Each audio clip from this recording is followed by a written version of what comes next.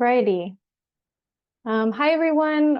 To be respectful of everybody's time, we'll go ahead and get started.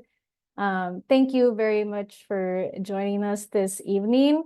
My name is Giselle. I am a water use efficiency specialist with Alameda County Water District. And I'd like to thank you all for joining us for this workshop this evening. We got a great workshop planned. And so I'll go ahead and bring up the presentation.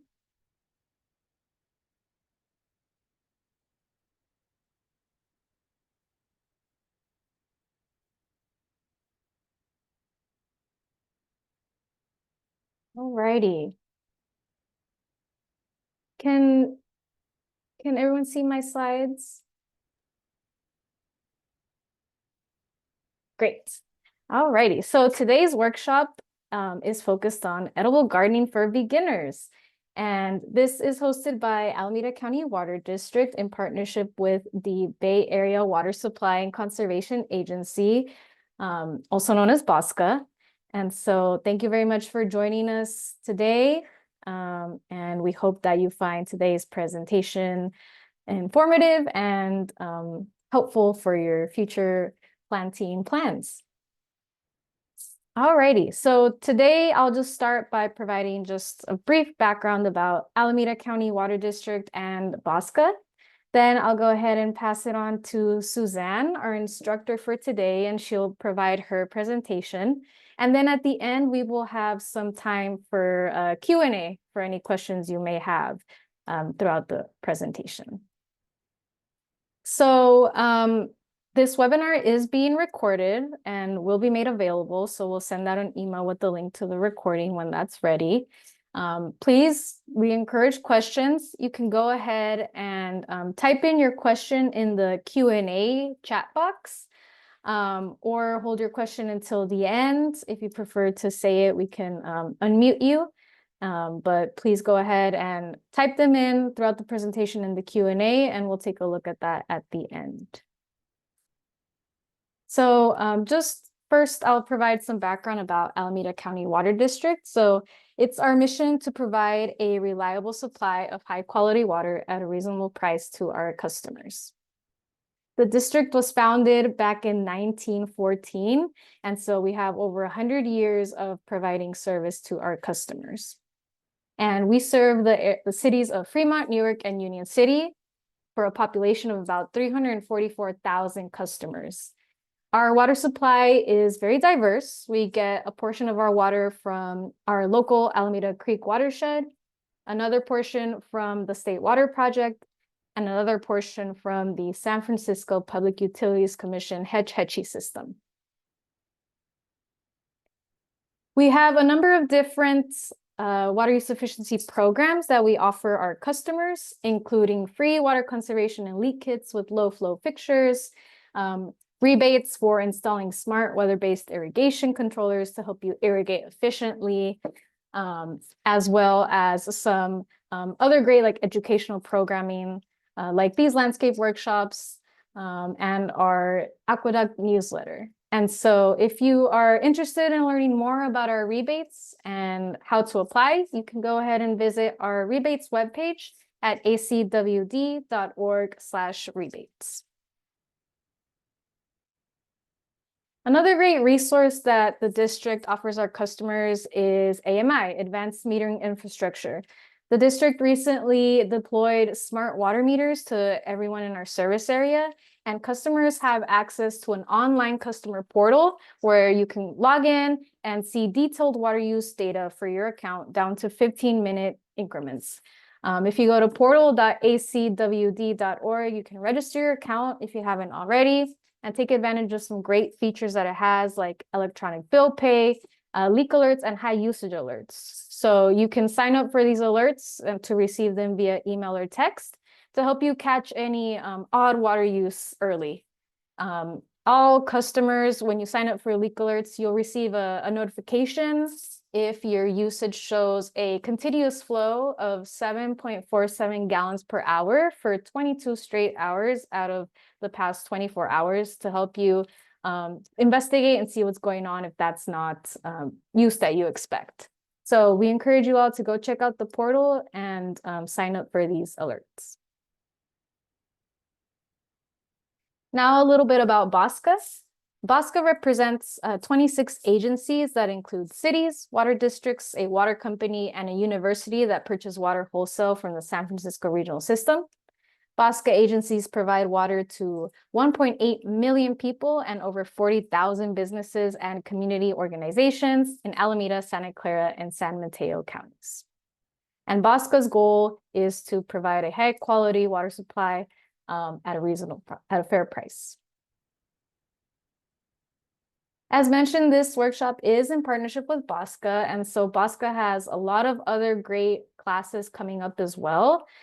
Here on the screen, you can see some that are happening this spring. So if you are interested in any of these topics, it's a wide range of topics, you can go ahead and register for one of these classes by visiting bosca.org/classes. Now, today's workshop, why is it important?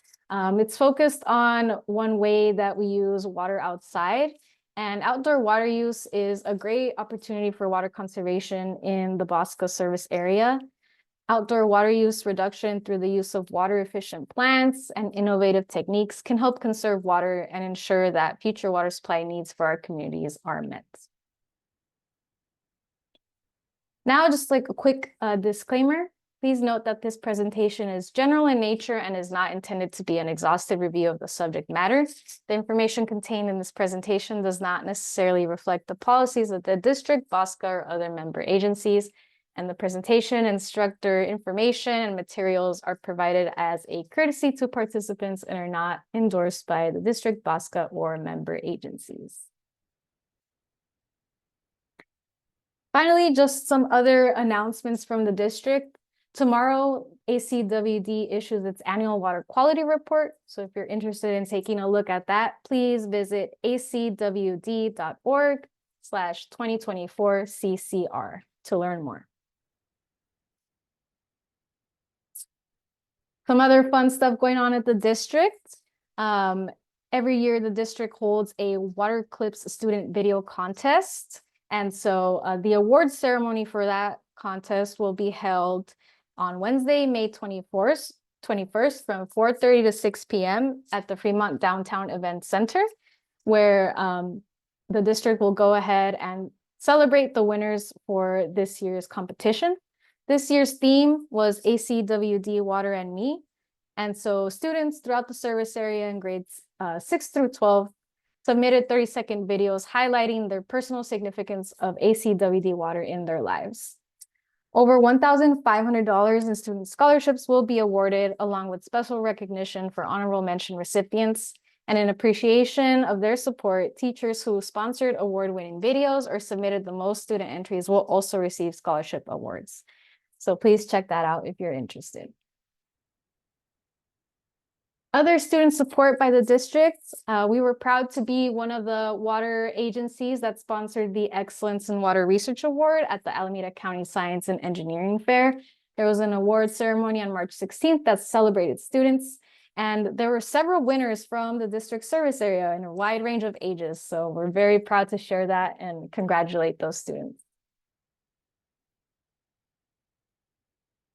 Finally, if you have any questions about the water district's water use efficiency programs or resources, please feel free to reach out to our water use efficiency team. Our contact number and email are on the screen there. We'll also put it in the chat and we'll be happy to help you however we can. And now I'm very excited to introduce our instructor for this evening, Suzanne. Suzanne works as an environmental educator, teaching the principles of integrated pest management for sustainable, eco-friendly pest management around the home and garden.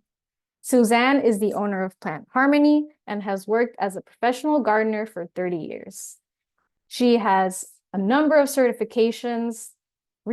She's Rescape California qualified landscaper. She's Quell certified, a master composter, and she loves teaching folks how to grow bountiful gardens that are also safe and healthy for you, your family, and the environment. To learn more about Suzanne, you can visit plantharmony.org, and I'll go ahead and pass it on to Suzanne. Take it away. Thank you so much. I'm really excited to be here. Let me just, I think it's this one. All right. You're seeing the proper screen? Yes. Okay, beautiful. All right, everyone, let's get started. I'm so excited to talk to you about growing food gardens, something I'm very passionate about and something that I am currently doing, actively growing some food. So let's get started. I am going to go through slides for maybe an hour, but maybe just a little shy of an hour. I'm going to talk about setting up the edible food garden for success, things to consider, building healthy soils and why that's so important, plant selection and planting, really how to plant and things, some tips to help our plants grow really well. I'm going to touch on companion planting and cover crops, why they will help you have more success and higher yields. And then how to water efficiently and effectively. I'm going to spend a bit of time on that since that seems to be the trouble spot for many of us. And then I will share a few tools to support your plants and some tips for pest management and a few other additional resources. So a lot. I pack a lot into our program. So hope you are ready. So we're going to start by setting up our edible garden for success. So we want to first consider, one moment. Yeah, we're going to first consider the elements of the garden when selecting plants. So information, I know that in this slide it shows a annual native flowering plant, but keep in mind when we are selecting plants, we want to look at these cards, any of the information that's posted at our nurseries. We want to look at the information that might be in an older publication of the Sunset Western Garden book or similar, because these are some clues here. These signs or this information is going to give us a lot of information that we can then identify if it's going to work for our garden and for our needs.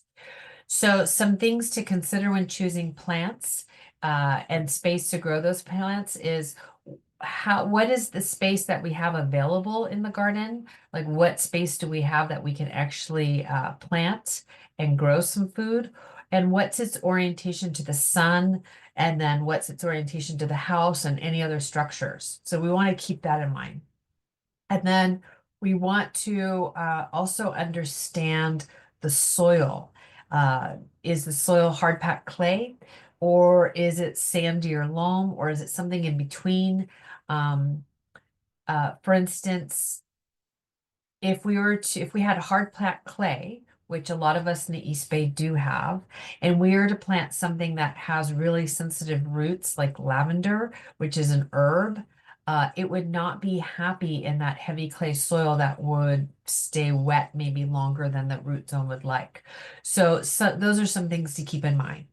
And then we want to think about how we're going to be watering our plants. Are we going to be watering it by hand with a hose or with a watering can? Or is it going to be a sprinkler system or maybe an irrigation system with drip emitters? These are all things to keep in mind. And then we're also going to consider the pests. It's always a good idea to prepare a prevention plan for some common pests like gophers, deer, and birds, since they all do enjoy nibbling our plants. So let's look at best spaces around our garden that would be good for growing food. So we've got some options. We can grow directly in open ground. We can grow in planters or pots on a deck, a patio, or a balcony, or we can grow in raised garden beds. So for planting directly in the ground, some of the benefits are it's less expensive. There's more space. It's not permanent. We can always be moving or taking those plants out at any time, adding new plants and so forth. But some of the concerns is that we'd be working with the existing soil, and if it's hard packed clay, that might not be ideal. Something else to keep in mind that gophers definitely will have access to those root zones, so we'll have to take those precautions to prevent gophers. We'll have to be bending down. Some of us that have sensitive knees or sensitive backs, that might not be ideal. And when we plant in the ground, we're actually using more water. That's something to keep in mind. Planting in raised beds. When we plant in raised beds, some of the benefits is that we can line that bottom with half-inch hardware cloth or gopher wire, staple it onto that raised bed to prevent the gophers from accessing the root zone. So we've created a barrier. We can now also control the soil. Excuse me. We can control the soil and actually add really beautiful, good quality, nice draining planting mix or garden soil that the root zones of the plant would grow with ease and that water will infiltrate with ease. And this might be the best way to go if the soil is hard packed clay.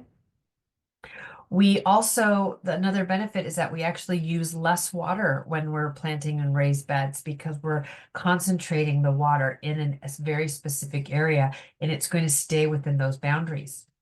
Some concerns is that the cost of the materials to build a raised bed is something to consider. And also, if we even have the tools available to us to maybe cut and screw those pieces together. So cut the wood, maybe a saw, and then maybe we need a drill, things like that.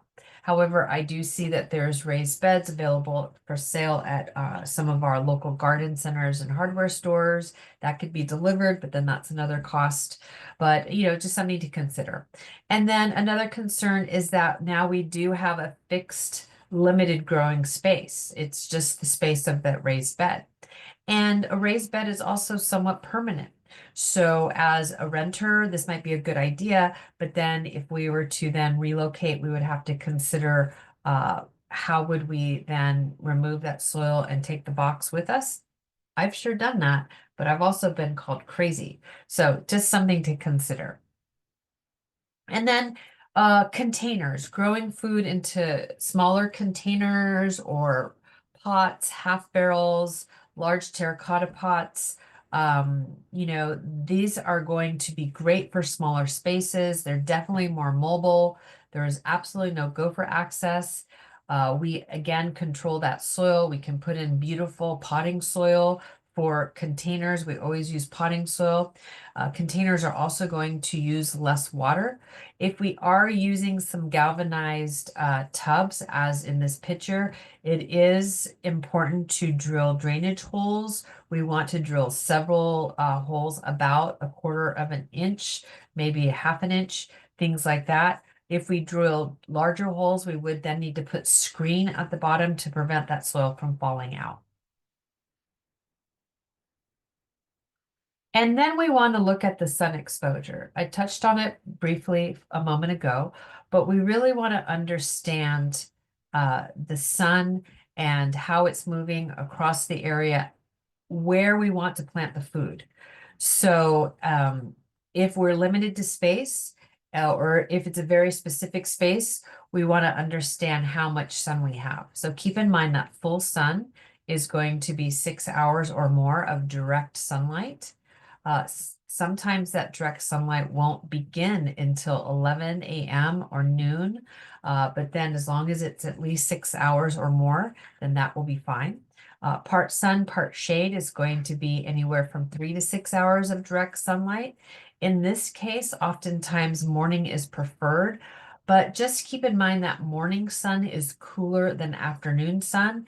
And we want to just be aware if the only part sun that we have is from like noon until 3 o'clock or 1 to 4 o'clock, those are the hottest hours of the day. And so we might want to also understand that being prepared to put up some shade or filter that sun a little bit just to cool things down might be helpful. I'm going to get into that towards the end of our program. Dappled sun is filtered sunlight all day long. So maybe it's from a trellis or a lattice fencing, something like that. That would be dappled sun. And then shade is no direct sunlight. And then within that shade category, we would have bright shade or dark shade.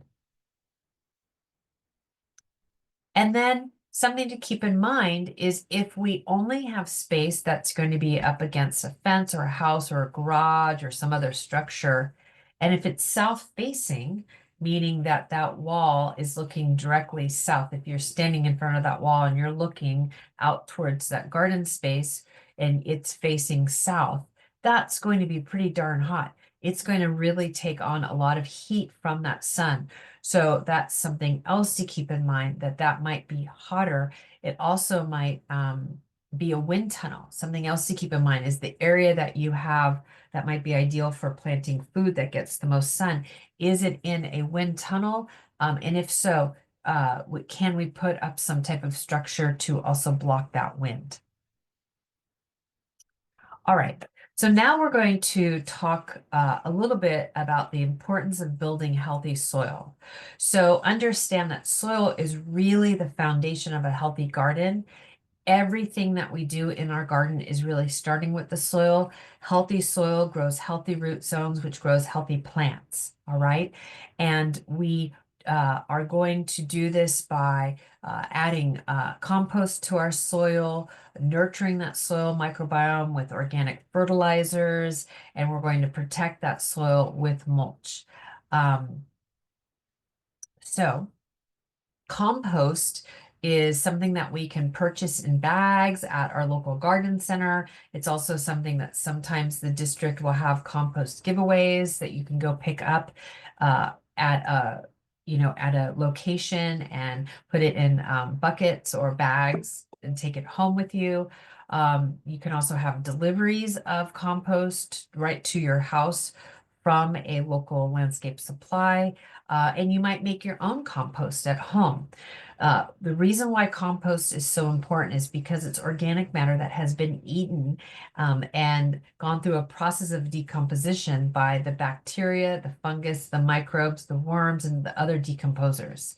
Very important. When we add compost to the soil, we are actually improving that soil structure. So think about, sometimes people ask the question, I have soil in a pot, a very large, like let's say it's a half barrel or a very large terracotta pot. I planted tomatoes last year. Do I have to get rid of that soil and add new soil if I want to plant this year? The answer is no. We just need to amend that soil or add some compost, possibly at time of planting. We're going to mix it into that soil just to revitalize the microbiology. We're going to improve that soil structure, making it lighter, fluffier, getting more air in there. So it's a win-win if you've got hard packed clay or if you've got super sandy soil that doesn't hold on to anything and the water just moves right through. Um, Compost is going to be a win-win for whatever type of soil you have. When we add compost to the soil, it also increases the water retention in the soil. So water holding capacity is really important. That means we don't have to water as often, and we're actually going to be saving water. So that is something that's very important, especially here in the Bay Area where we get really, we experience long periods of dry hot. So we really want to make sure we're getting the most bang for our buck when it comes to water, and compost is going to help us do that. When we add compost to the soil, we're increasing the microbiology in the soil, which is really important. Compost also helps balance the pH levels. It recycles nutrients. It reduces the need for chemical fertilizers and pesticides. All that biology in that compost helps that root zone of that plant become stronger, which fights pathogens and bad bacteria in the soil. And As I mentioned, we're going to mix it into the existing soil at time of planting, or kind of work it around the outer edges of the plant. We can also just lay it on top an inch or two around the drip line of the plants as a top dressing. We can sometimes then put that layer of mulch on top. And we can also make a compost tea, but that's for the instructions for making compost tea would be for another class. Please do a little bit of research, or you can also buy it at some of the local landscape supplies. So we want to support the life in the soil. This is what we're getting at when we're adding that compost, because we want to, by adding that compost, we're increasing that biology in the soil in the form of bacteria and fungi. Plants cannot take up nutrients in the soil without the microbiology. It's just like our gut microbiome. The microbiology in the soil has a symbiotic relationship with the root zones of those plants, which break down the organic materials, such as that organic fertilizer or any other let's say, like if you're adding like manures or anything to the soil, it's going to help break down that organic matter, and then allow the root zone of those plants to actually absorb the nutrients in a way that that plant can take nutrients in. The compost also helps store nutrients in the soil, breaks down toxins and pollutants, and helps actually hold that soil together, kind of binds the little particles, which is actually a good thing. And then we feed with organic fertilizers. When we are planting food, when we are expecting to get food from any plant in our garden, my rule of thumb is I need to give it food. So, it takes a lot of energy for a plant to produce food. So I want to make sure I'm feeding it. Organic fertilizers are what we want to use. They are going to be, sometimes you can purchase it as a dry fertilizer that might look like crushed like oatmeal, or like kind of glued together little like pieces of like smashed oatmeal that might be kind of brown in color, or they might come in a liquid. This is going to be derived from organic materials such as alfalfa meal, blood meal, bone meal, kelp meal, fish bone meal, things like that. Manures could be in the ingredients, as well as sometimes fir bark fines and things like that. But the takeaway is when you read the label, you should be able to understand what all those words are. Oftentimes with organic fertilizers, we have a lower NPK numbers. NPK is going to be the nitrogen, phosphorus, and potassium. This is a good thing. These organic fertilizers are also going to contain the micronutrients as well as the macronutrients. And we're going to apply these organic fertilizers at time of planting, and then also through the growing cycle of our plants. When we add organics, we're definitely increasing the health of the plants, the health of the soil, and we're increasing our food yields. Worm castings are superfood for our plants. And something to keep in mind is that worm castings is kind of a combination, or it's right in between a compost and a fertilizer. So I do like to add worm castings at time of planting. I also like to work it in next to some of my perennial plants or my fruit trees, because worm castings are kind of a superfood for your plants. They contain an abundance of nutrients and minerals essential for your plants to thrive. Worm castings contain important enzymes and beneficial bacteria and humus that provide dynamic root growth and plant structure.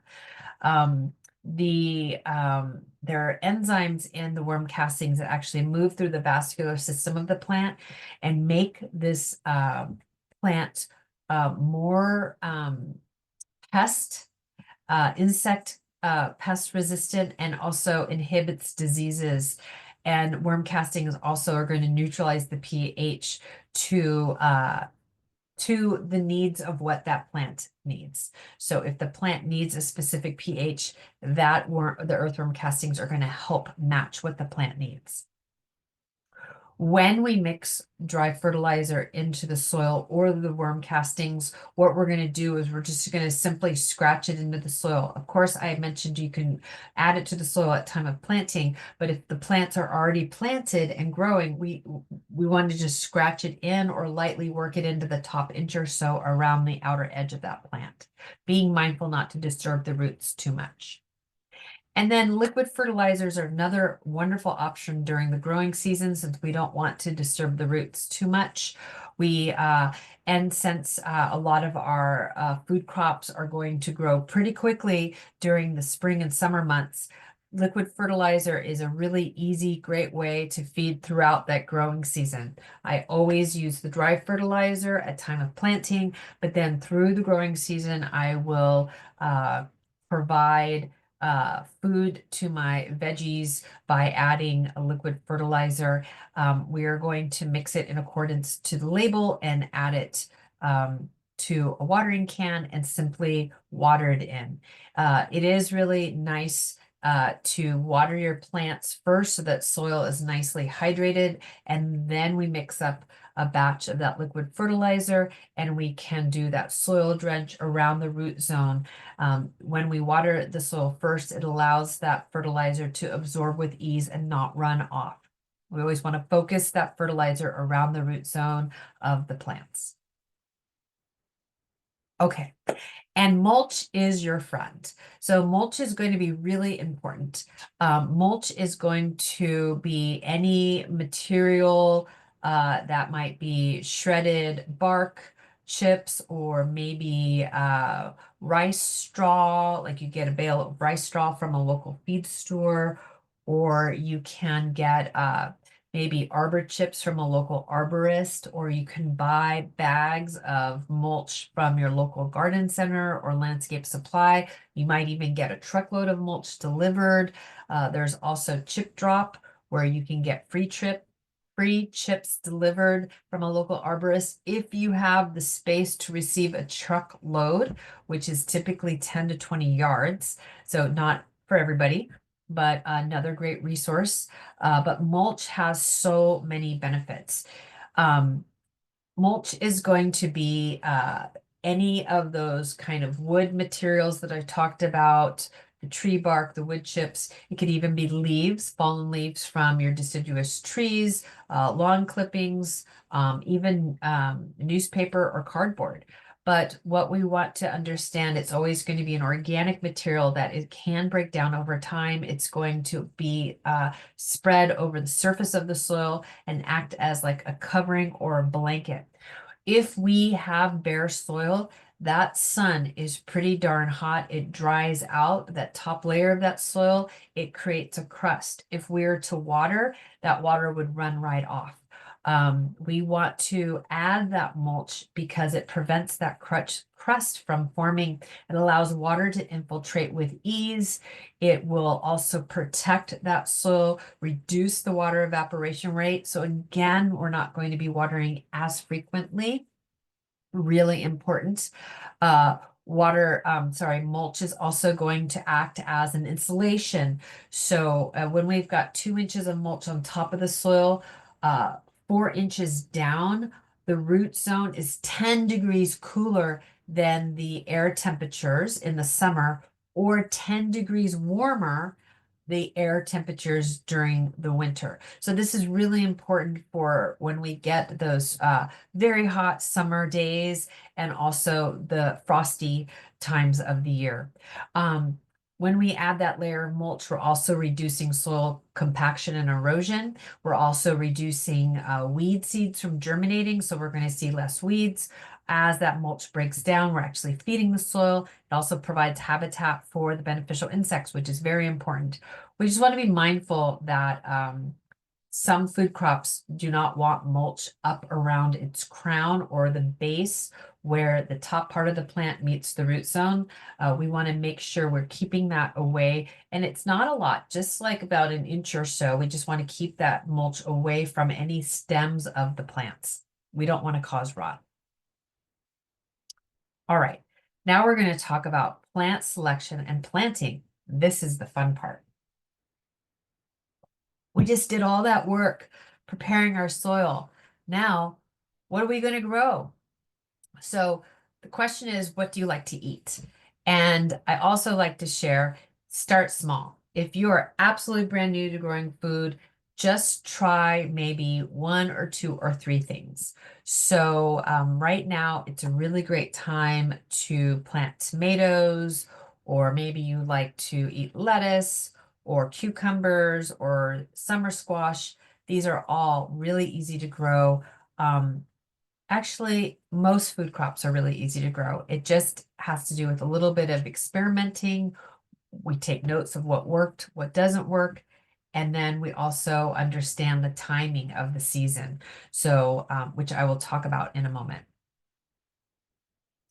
So here in California, we live in a Mediterranean climate, which is translates to summer dry.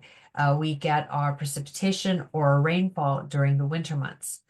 So when we're looking at water-wise food gardening, we want to look at growing heirloom varieties. And the reason why is because the majority of the heirloom varieties are from Mediterranean climates, just like ours. They have a tendency to be more drought tolerant and to be water savers. That means their root zones typically dive a little deeper and they can thrive during those hot, dry days of summer. They also are going to really prefer getting nice, deep, thorough watering and letting that soil dry out pretty well before we water again. We are going to talk about that in a moment. So the cool thing about heirlooms is that they're very popular right now, and you can go to your local garden center and look at all the different veggie starts that they're selling, and you can select heirloom varieties right now. You can also get seeds of a lot of different types of heirlooms, and it is so fun.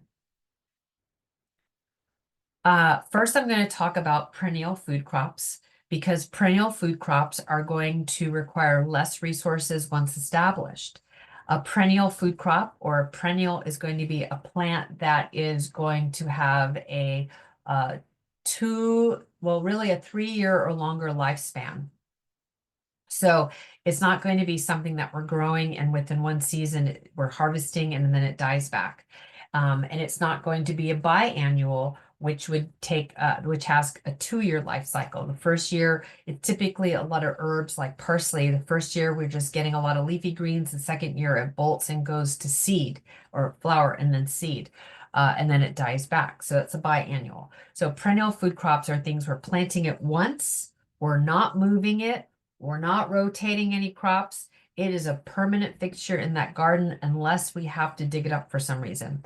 So some really good food crops are going to be scarlet runner beans. They will require a trellis. Artichokes or asparagus, tree collards or tree kale, rhubarb, berries, any of those caneberries, strawberries, sorrel, bunching onions, and chives. These are just a short list of some really delicious perennial food crops that I grow and that are very easy.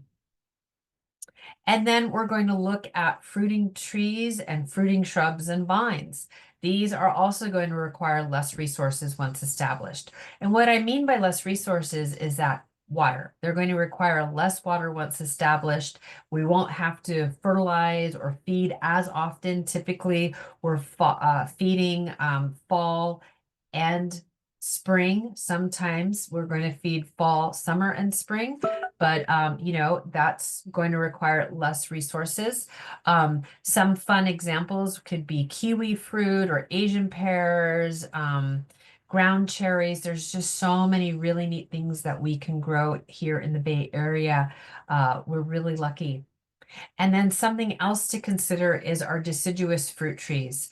I already mentioned Asian pears, but I grow a lot of apples.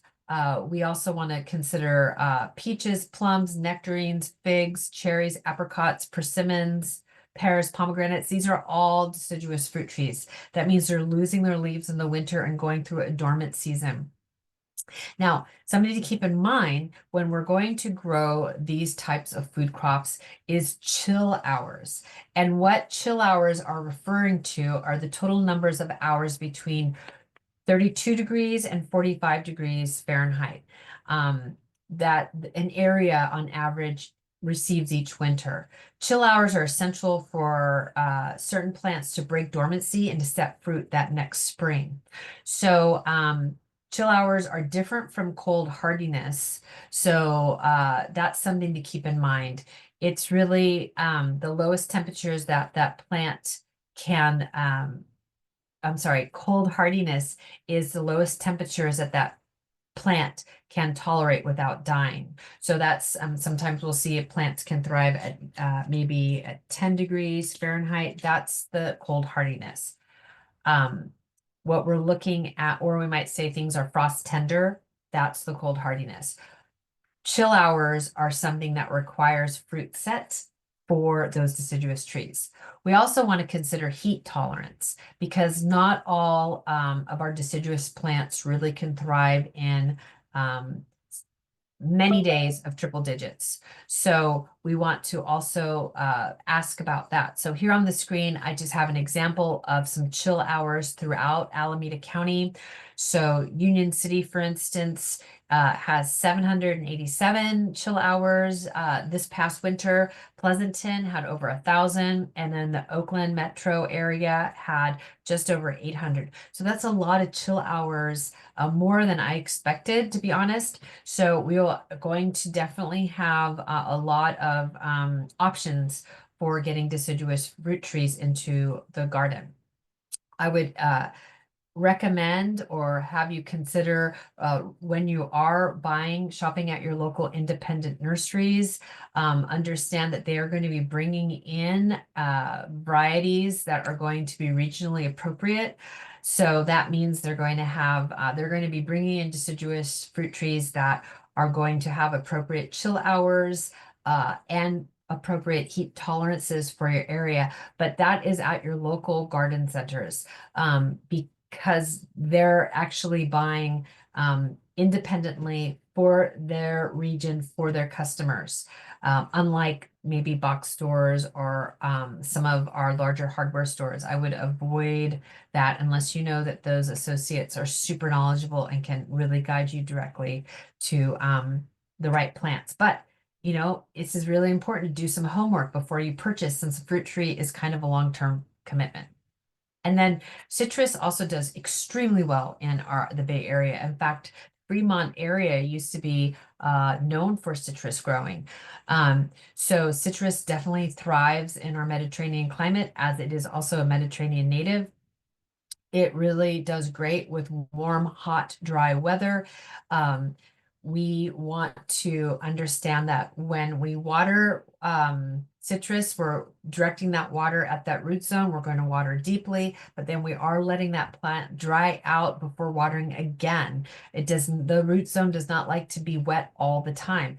Also, we want to give that root zone some room. So citrus do not do well when they're planted right next to a hard paved, like concrete patio, or a mortared in flagstone patio, or the driveway or a walkway.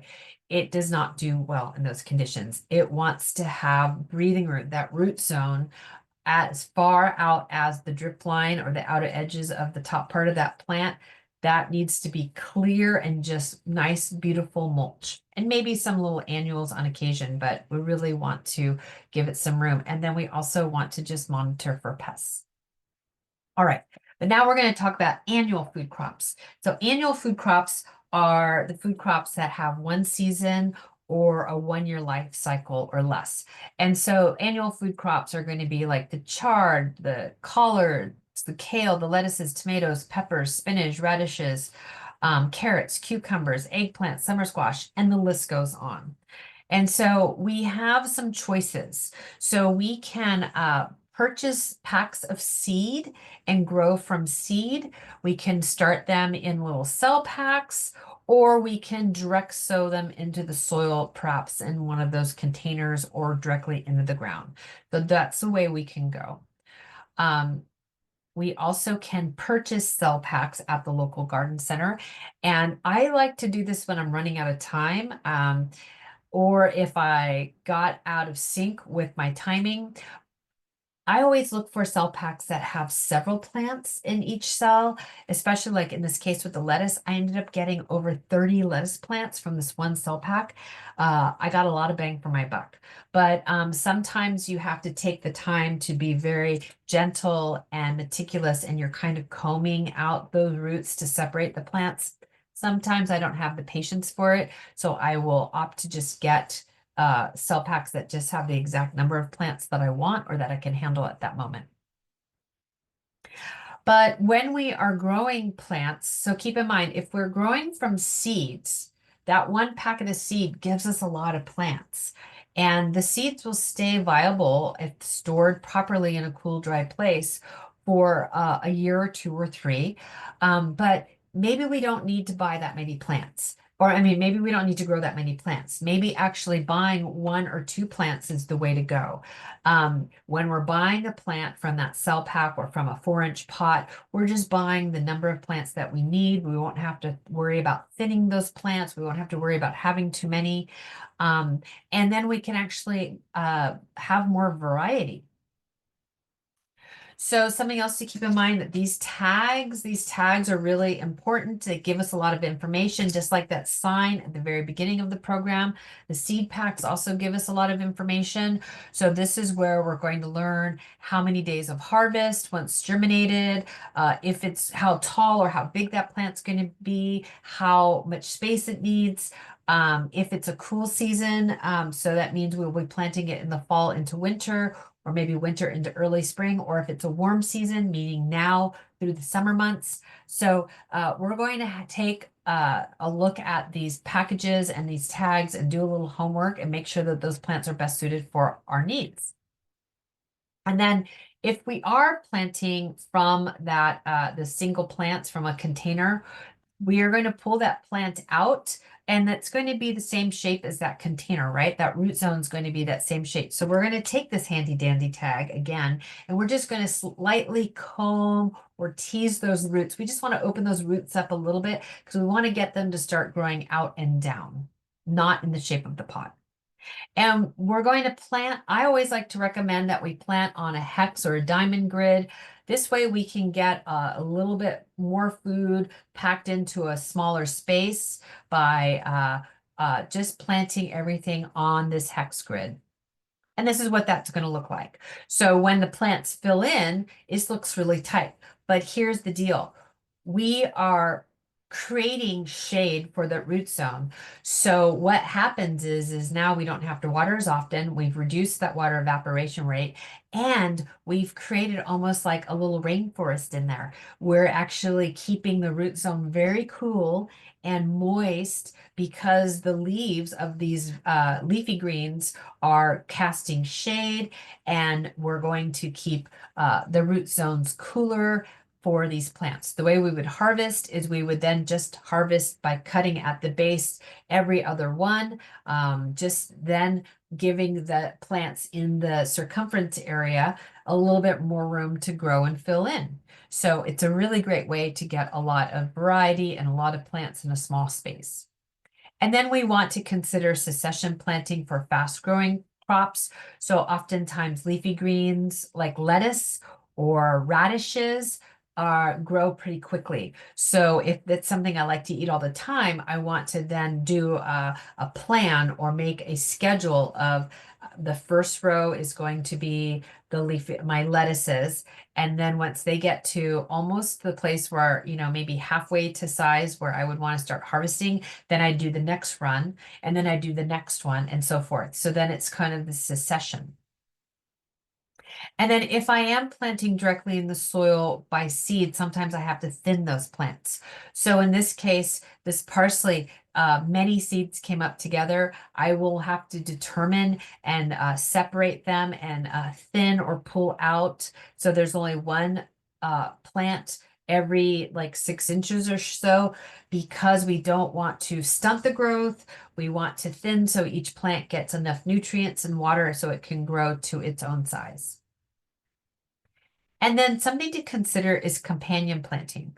Companion planting means planting plants together that do not compete for nutrients, that can grow together as friends, and that actually will also bolster the health of that plant either by sharing nutrients or enzymes or acting as a repellent to certain pests or perhaps providing shade for the root zone. There's a lot of reasons why we plant certain plants together. But my main reason is to maximize the nutrition without competition. Now, this is just a very small list that works really well for this screen. But if you go online and do an online research companion planting chart for vegetables, oftentimes there's a lot more detail. So just go ahead and do a little research. And then something to keep in mind, it's very important to rotate annual food crops. This is annual food crops only, not our perennial food crops, as I mentioned before. And what we're looking at is always going from something that is going to have a root crop, such as potatoes or garlic or onions or carrots. And then we're going to, then after we've harvested that, we're going to do leafy greens, such as lettuce or arugula or kale. And then we're going to do possibly beans, like green beans or something like that. And then we're going to do something that plant something that gives us the fruit, such as the eggplant or the summer squash or winter squash or the tomatoes. And even if we have just one single pot, we can do this rotation. It just requires us to stop. Sometimes we have those tomatoes and we just want them to go through December, but it's not really healthy for the soil and it's actually going to put our plants at risk of disease and pests. And then cover crops are also going to be our friend. Cover crops are really cool because they nurture the soil by replenishing nutrients, breaking up compacted soils with their roots, attracting pollinators.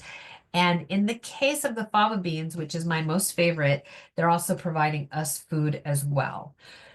Fava beans get planted in the fall and they do best during the cool part of the year. They have a tendency to not enjoy the heat. So typically I'm putting them in the fall. But understand that the cool thing about fava beans and all legumes, such as alfalfa or clover or peas or soybeans, they have this symbiotic nitrogen fixing bacteria that develops on the root hairs of that plant. So in this case, it's the fava beans, where here in the photo, the fava beans, those roots, you can see these white little nodulars. Within the nodulars is the bacterium that converts the nitrogen from the air and transforms it into this fixed nitrogen within the root zone of the plant so the plant can utilize it. Because a lot of times beans, they're creating a bean. It takes a lot of nitrogen, a lot of energy. So that's the cool thing about this plant. It's actually converting nitrogen from the air and developing it into the root zone. But when we're using it as a cover crop, right when that fava bean starts to go into flower, we're going to take advantage of that free nitrogen. We're cutting the plant at the base, and then we're going to plant our tomatoes or summer squash or whatever it is just next to where that root zone was, so that the root zone of my tomato is going to mingle with the root zone of that fava bean and absorb that free nitrogen. So it is in addition to the dry fertilizer and the compost, and it's just a really cool way to increase the health of that soil and to help bolster the health of our plants. And then something I cannot stress enough is that we don't want to forget about the flowers. We've just talked a lot about food, but it is really important to include flowering plants in and around your food gardens. And the main reason why is because we want to increase the biodiversity. We want to attract beneficial insects and pollinators. They are key and crucial to the health of our plants and the increasing yields of our crops. The reason why we want to consider plants that flowers that grow in clusters of small flowers, such as the yarrow or sweet alyssum, or plants that grow that look like daisies or sunflowers, is because they actually, the daisy or the sunflower, those petals might be rays. Those are the rays that attract the insects. It's that button in the middle that is going to be the hundreds of little tiny flowers. And the reason why these tiny flowers are so important to us, or important to have, is because they attract a lot of our micropollinators. A lot of the micropollinators, such as the lacewings, the hoverflies, and the parasitic wasps that are the size of a fungus gnat.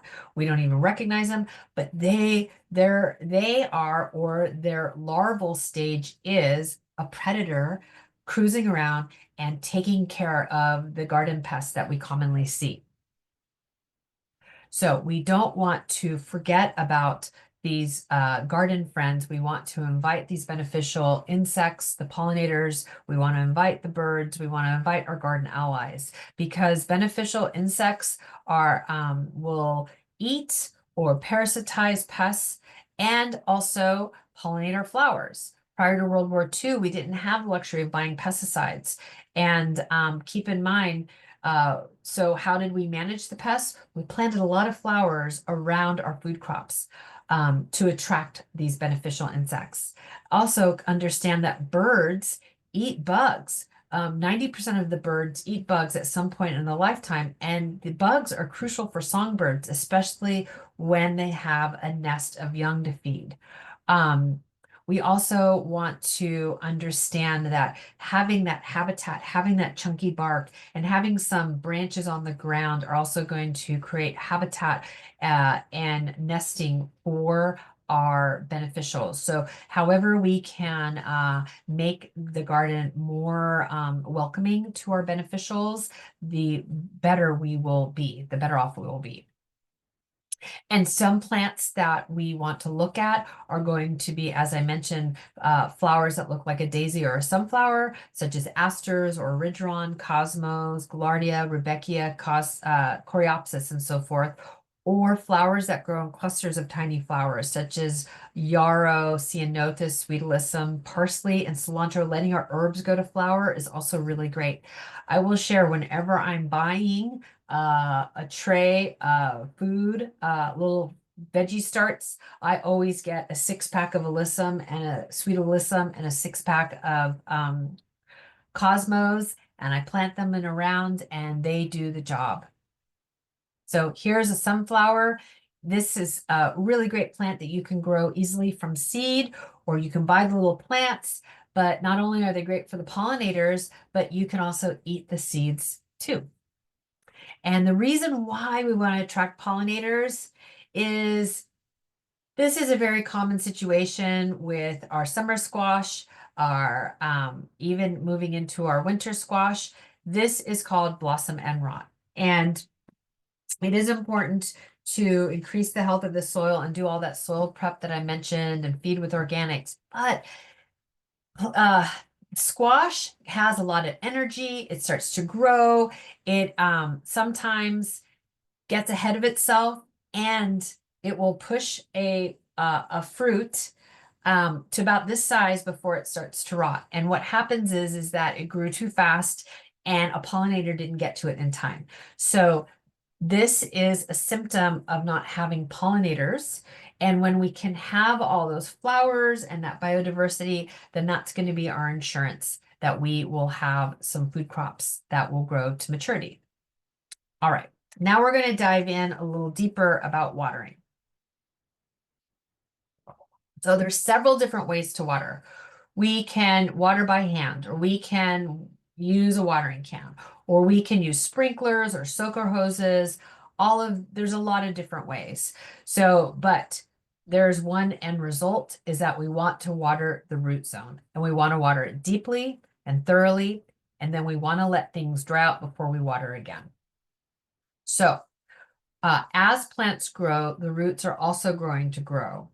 And in this picture, in the far left, is that correct? Yeah. You see a little tiny seed that just germinated. It's just starting to sprout, and that root zone's maybe just a quarter of an inch. But every single day, that root zone is going to grow a little deeper as that plant grows a little taller. And then by the time we get to the far right, there is a root zone that's about 4 inches deep. So we are watering differently as the roots grow deeper, right? We have to make sure that those roots stay hydrated. And at the beginning, we might be misting that plant a couple times a day. Whereas we get to the end, maybe now we're watering every other day. It's hard to say. But the takeaway here is that we want to water, we want to grow healthy roots, and we do that with water, because roots are only going to go where the water goes. So we want to drive those roots down and out. And keep in mind, this chart is actually in feet, not inches. So yes, these food crops have the potential to have very deep root zones if the soil conditions allow. But as I mentioned, when we buy plants, we are going to take that pot out, and we're going to see that the soil or the root zone is the same shape as that pot, but we want it to get as in the illustration on the right. So remember I said we're going to tease those roots and we're going to plant it really well. And then we are going to water deeply. And we're always focusing the water at the outer edges of that plant. So in the picture just before, the outer edges of the plant is just on the outer edges of that 4-inch pot. So that's where we're focusing the water as this young plant. But as the plant grows, we're going to be bringing that water out wider, and we're going to be increasing the circumference of the root zone is also getting bigger. So we're going to be watering a little bit further out all the way around. We want to avoid watering shallowly. And the main reason why is that shallow root zone, on a hot day, that water evaporates out pretty quickly. And now that root zone is dry. And if this happens repetitively over several days and weeks, that plant starts to become stressed. Stressed plants are prone to pest problems and will also reduce its lifespan. So we want to water at that outer drip line. Here is another picture where this is a shrub, and this is an example of how much water we would provide beyond the root zone. So something to keep in mind, yes, we want to drive the water about 1 inch or 2 below what the root zone is. And then we are not watering again until the top, 2, 3, 4, 5, 6 inches is dry, depending on the plant. Trees and shrubs, we're going to let it dry out a lot more because it's a more intricate, larger root zone.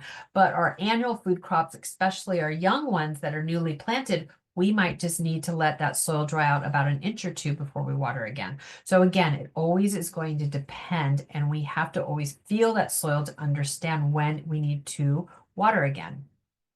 So the question that gets asked a lot is, how much do I need to water?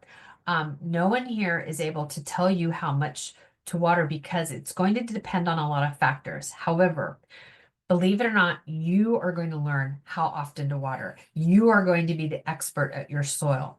And some things to keep in mind is that we're going to look at the plant type and the watering needs of that plant once established. We want to understand how established that plant is because young plants will need water more frequently. We're babying those plants as they become mature. We want to look at the texture of the soil. Clay soil versus that sandy loam will really dictate the frequency of watering. If there is a layer of mulch on top of that soil, it's going to reduce that water evaporation rate, so we won't need to water as often. Also, we want to look at the different microclimates of the garden to dictate how frequently the soil might need to get irrigated, or the sun, the shade, the wind, the heat, and the grade of the soil.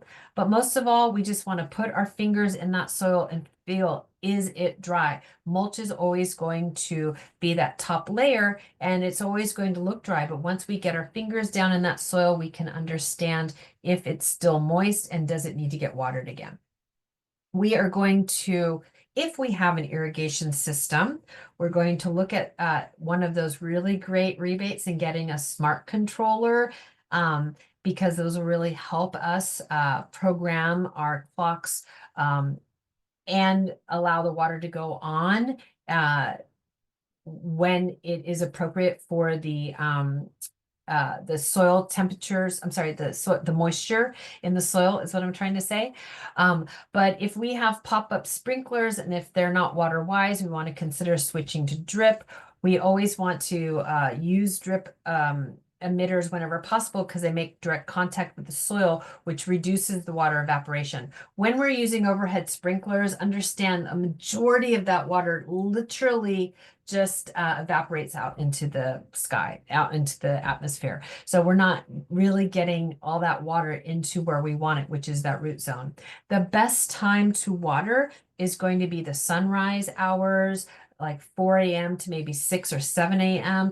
This is when the air is cool, the soil is cool. This is when we want to focus our watering attention. And we also want to, these irrigation clocks are not set it and forget it systems. We are adjusting them with the seasons, with longer daylight hours, with shorter daylight hours, with cooler temperatures, with warmer temperatures, with the rainy season, and when during the dry season. And if we have emitters, we want to understand this irrigation emitter. There's one there on this little 1/4 inch spaghetti tubing, or we've got inline emitters on the 1/2 inch tubing. We want to understand, what is the flow rate? How much water is actually coming out of these? Because there's no standard.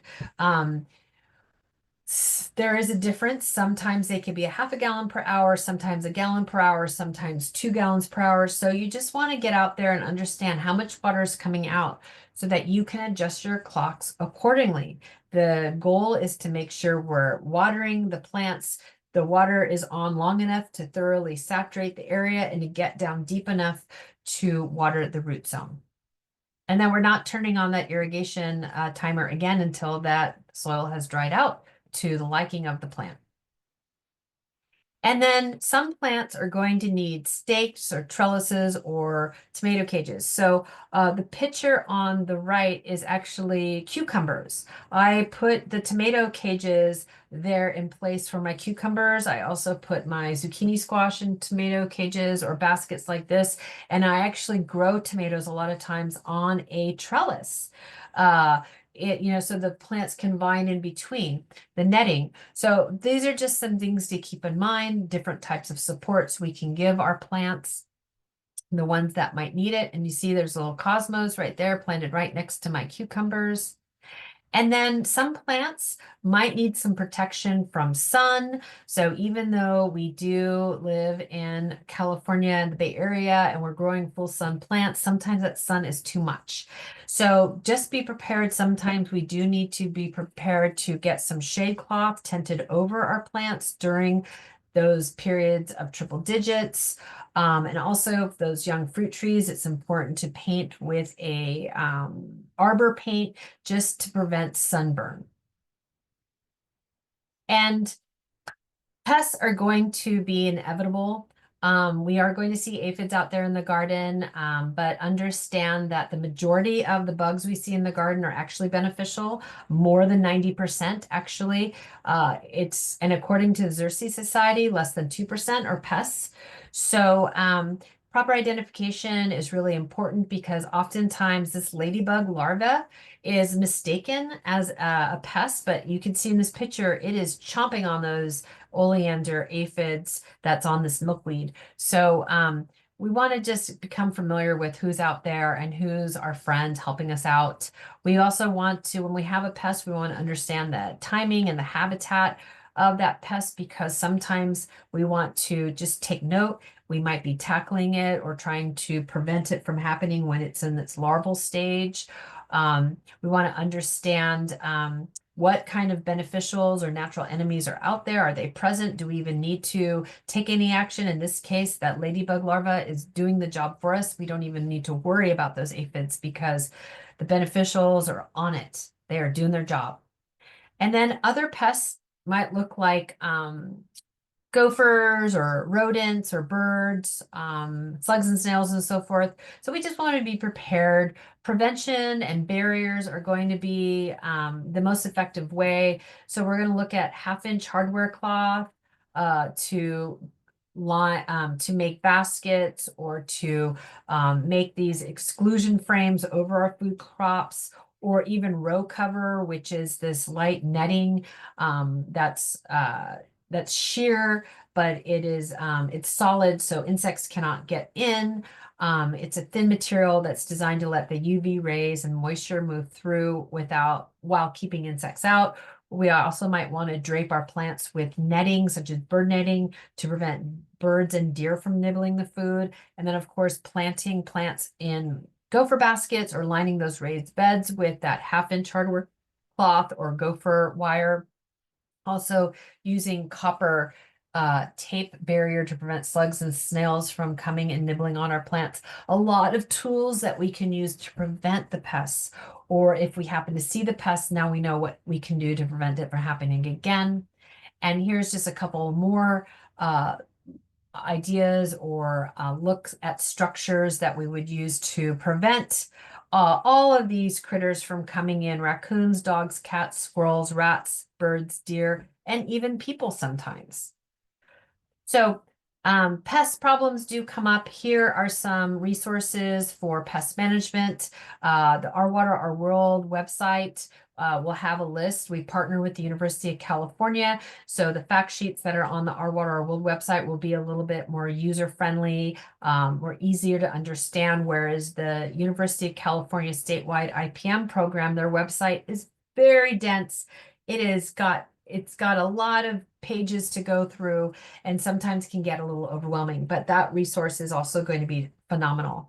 If I've got a bug in the garden that I am unable to identify, I really like to use bugguide.net. They're part of the University of Iowa. They give you the species name and typically within 30 minutes. And then if you've got pesticides around the garden, the National Pesticide Information Center will help you understand the pesticides that you have and their risks and unintended consequences.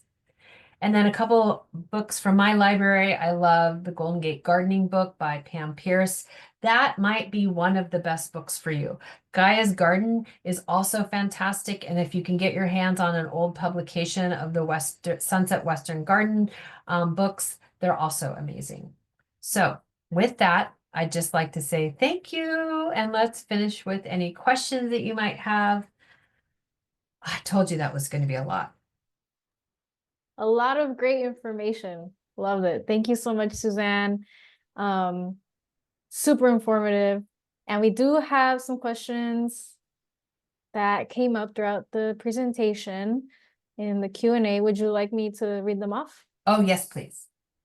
Great. So first question from Sarah. What time of year should you assess the number of hours of sun since it's different in the summer versus the winter? What a great question, Sarah. I always say, kind of pay attention. If you're growing some like spring to summer warm season crops, then you want to pay attention as that spring season comes on. So we're looking at middle of March, the beginning of April. And then by the time I'm planting those seedlings, so if I haven't planted my tomatoes yet, but by the time I plant tomatoes, I want to make sure that area is full sun all day. It might get shade in the winter, but that doesn't matter because I'm not planting those food crops. But if I have a fruit tree that wants full sun pretty much year round, like an evergreen fruit tree like citrus wants full sun year round, I want to make sure I'm paying attention and getting it in a full sunspot during the winter months. If it's a deciduous fruit tree, which means those leaves have dropped and it's going through a hibernation period, it can be in the shade during the winter months. That's not going to matter because there's no leaves on it to photosynthesize. Um, so those are some things just to keep in mind. Through the growing season of the plant, we want to make sure it's getting the sun needs that it requires. Great. All right, next question. How/when should I mulch for things grown from seed? Oh, that's a great question too. So, I once I start to see the little seedlings coming up, I kind of like to really put the mulch down, and then I will move the mulch to the side and get my seeds in the row or in that pattern, because then I can lightly push the mulch back up close to the seeds, or once those seeds germinate, I can bring it in. But I like to already have the mulch down because it's a lot easier just to move the mulch to the side to plant the seeds than to put mulch on top of the soil once the seedlings are there, because the seedlings are pretty delicate. Great. All right. So we got a couple more questions. If anyone else has any questions, please feel free to type them in the Q&A or raise your hand if you'd like to say the question out loud. So next question is, it was mentioned that citrus trees need to dry out between waterings, but how do we know if we are overwatering? Do you think once a week deep watering is too much for a 6-foot tree? It could be, but again, remember I said I can't tell you. You're the one that will have to dictate or determine how much is too much. So we're going to water deeply and thoroughly. And then before you water again, you're going to put your fingers in that soil or get a trowel and move the soil to the side and make sure that soil has dried out a good 4 to 6 inches before you water again. So if you're watering too much, the tree's going to show you. It's going to have yellowing leaves. It's going to stop being able to absorb nutrients because that root zone's staying wet for too long, and then we're going to start to see other problems. So a good rule of thumb is to always feel the soil before we water again to make sure that soil has dried out significantly enough. You can also get moisture meters, or you can put in a wooden dowel that you can then pull out to see where the watermark is, things like that.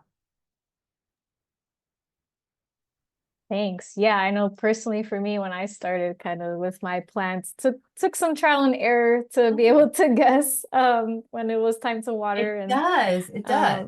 so it's fun though, you get better at it over time. Well, yeah, Um, then you know, then you dial it in. You're like, mhm, I know I got to water. It's been a while. And exactly. plants will do better with being dried out just slightly a little bit more than being wet all the time. You always want to water before the point of wilt. Mm, great tips. Yeah. And so last question we have in here is from Molly. Is it too late to start growing tomatoes and beans from seeds, or should I buy plants at the store? It's not too late for beans. And well, we're going to look on that packet of seeds and see how many days after okay, so on that seed packet, let me see if I can get back here. It says days to harvest from germination. And that's what you're going to look at on your packet of seeds. Do you have enough days? So it's going to take like maybe a week or two before it germinates, to where it's a nice little plant. And then how many days to harvest? In the case of these carrots, it's 65 days. Let's just say that was tomatoes. We'd have let's just say 2.5 months, so to speak. So I would say, yeah, you still have time. Now, uh, you might feel a little anxious and just want to go buy a couple of plants, but and if you plant some seeds and in a week or two nothing's happening, you could still go buy the plant. So there's nothing saying you can't still buy the plant. Great. Well, any more questions from anyone? Those were all the questions that were typed in the Q&A throughout the presentation. And we did have Sarah comment, thank you very much for your helpful answers. Oh, you're welcome. But yeah, thank you so much for having your contact information up there, Suzanne. Yeah, if And more questions come up, you guys can always email me. I never have a problem with that. It might take me a day or two to get back to the email, but yeah, no problem. Help you always. I'm always here to answer questions. wonderful. Well, I don't see any more questions coming in, and I don't see any hands raised. So I think we can go ahead and conclude today's workshop. Thank you again very much, Suzanne, for instructing today and providing all that great information. I know I learned a lot that I'm going to be applying to my few little plants I have. Oh, right Um, on. Good, good. and thank you to everyone else for joining us this evening. I hope you all had found it helpful and informative. And thanks again. Thank you. Have a nice night. Thank you, everyone. Have a good evening. Bye-bye. Bye.